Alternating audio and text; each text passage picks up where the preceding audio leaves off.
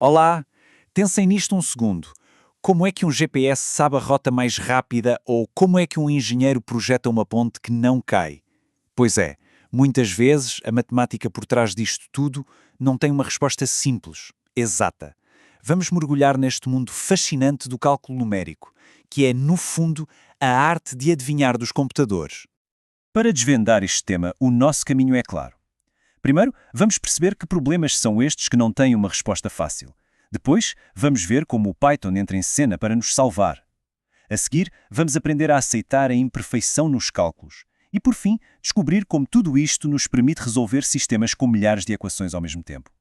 Então, que raio de problemas são estes que desafiam as fórmulas que aprendemos na escola? É exatamente aqui que a nossa história começa. Lembram-se das aulas de matemática? A gente passava horas a tentar isolar o x para encontrar a solução. Mas no mundo real, na engenharia, na física, quando se quer prever o tempo ou modelar o ar a passar pela asa de um avião, as equações são tão complexas que isolar uma variável é simplesmente impossível. Olhem só para esta equação. Ela descreve uma coisa super comum, como o movimento de uma massa numa mola. Pode parecer um bicho de 7 cabeças, e é matemática complexa, sim, mas o verdadeiro desafio é que não há uma maneira fácil de calcular o momento exato em que a massa para. Com os métodos tradicionais, damos de caras com um muro. Ok, então se o papel e a caneta não chegam, o que é que a gente faz? Precisamos de artilharia pesada, uma ferramenta que faça o trabalho duro por nós. E é aqui que entra o nosso herói, o Python. E porquê o Python? Porque é quase como escrever em português, o que torna o poder da programação muito mais acessível. E mais importante, ele já vem com superpoderes incluídos. Bibliotecas como o NumPy e o Matplotlib são basicamente calculadores e ferramentas de desenho de gráficos de calibre mundial, prontas a usar com um simples comando. E o mais incrível é ver como é simples. Com literalmente 2 linhas de código, a gente consegue dizer ao Python para fazer milhões de cálculos e a seguir desenhar um gráfico com a resposta. É esta simplicidade que o transforma na ferramenta perfeita para atacar aqueles problemas que pareciam impossíveis. Mas toda esta potência computacional tem um senão. Os computadores, por mais que pareçam máquinas perfeitas, têm uma limitação fundamental. Eles precisam de arredondar. E este pequeno ato de imperfeição é algo que temos de compreender e saber gerir. Pensem assim, a memória de um computador é finita. Ele não consegue guardar um número como o π, com as suas casas decimais infinitas. Por isso tem de o cortar em algum ponto. Pode simplesmente cortar o número de forma bruta, a isso chama-se truncamento, ou pode ser mais inteligente e arredondar para o valor mais próximo, que é a aproximação. Ok, mas como é que sabemos se um erro é grande ou pequeno? É aí que entra o erro relativo. Pensa nisto. Errar por 1 centímetro a medir uma formiga é um desastre. Errar por 1 centímetro a medir a distância à Lua é totalmente irrelevante. O erro relativo mostra-nos o quão importante um erro é em proporção ao valor real. A fonte que analisamos dá um exemplo perfeito para isto ficar bem claro. Digamos que o nosso erro absoluto, o erro puro, é este número, 0,1045. À primeira vista parece minúsculo, certo? Quase insignificante. Mas olhem só o que acontece. Quando calculamos o erro relativo, aquele número que parecia uma coisinha de nada, de repente transforma-se num erro de 8,46%. É uma diferença brutal e é por isso que os cientistas se preocupam muito mais com o erro relativo do que com o absoluto.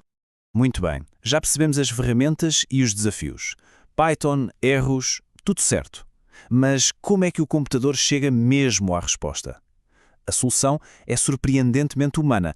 Basicamente, ele adivinha. A estratégia central chama-se iteração. E a melhor forma de imaginar isto é com o jogo do tá quente, tá frio. O computador dá um palpite, verifica se está mais perto ou mais longe da resposta e usa essa informação para dar um palpite seguinte mais inteligente. E repete este ciclo uma e outra vez até estar a ferver. O método da bisseção é o exemplo perfeito disto. Primeiro, definimos o intervalo onde sabemos que a resposta está. Depois, como o nome indica, cortamos esse intervalo ao meio e vemos em que metade é que a solução ficou. Deitamos fora a outra metade e repetimos o processo. A cada passo, a área de busca diminui 50%, até que a gente encurrala a resposta. Simples e genial. E por falar em mentes brilhantes, esta citação do Isaac Newton cai que nem uma luva. Ele sabia que o progresso se constrói sobre as ideias de quem veio antes, e fiel a essa filosofia, ele próprio desenvolveu um método de adivinhação ainda mais rápido e poderoso. O método de Newton é simplesmente genial. Em vez de só cortar o intervalo ao meio, ele olha para a inclinação da curva no ponto do palpite atual, a chamada linha tangente, e essa inclinação funciona como uma seta, a apontar diretamente para uma aproximação muito melhor. É como ter um atalho para a resposta, o que o torna extremamente eficiente. Até agora, falamos de resolver uma equação de cada vez. Mas e se tivermos de resolver 1000 equações, todas interligadas? É aqui que estas técnicas mostram o seu verdadeiro poder. Pensem no projeto de um avião ou na rede elétrica de um país inteiro. Não há apenas uma variável, mas sim milhares, todas a influenciarem-se umas às outras. Para lidar com isto, os computadores organizam estas equações todas numa grelha compacta chamada matriz, que lhes permite ver o sistema inteiro de uma só vez.